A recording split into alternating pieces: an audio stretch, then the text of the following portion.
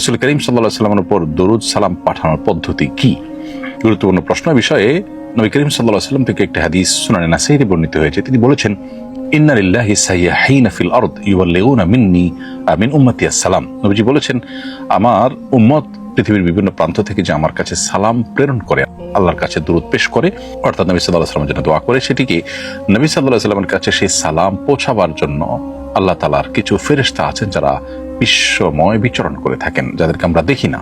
কোনো অঞ্চল থেকে কেউ যখন সালাম দেয়, তখন নবী আলাইহিস সালামের কাছে আল্লাহর সেই ফেরেশতারা অবগত করেন, রিপোর্ট দেন যে পৃথিবীর অমুক প্রান্ত থেকে আল্লাহর অমুক বান্দা, আপনার অমুক উম্মত, অমুকের ছেলে অমুক, তিনি আপনার প্রতি সালাম পেশ করেছেন। তো এই হাদিস থেকে পরিষ্কারভাবে আমরা জানতে পারলাম যে নবী সাল্লাল্লাহু আলাইহি ওয়াসাল্লামের প্রতি আমরা যদি সালাম পেশ করি পৃথিবীর কোনো প্রান্ত থেকে, সেটি পৌঁছাবার জন্য আল্লাহ তাআলার ফেরেশতারা নিয়োজিত থাকেন। অতএব কোনো মানুষকে দিয়ে মদিনায় সালাম আলাদা করে প্রেরণ করবার প্রয়োজন নেই।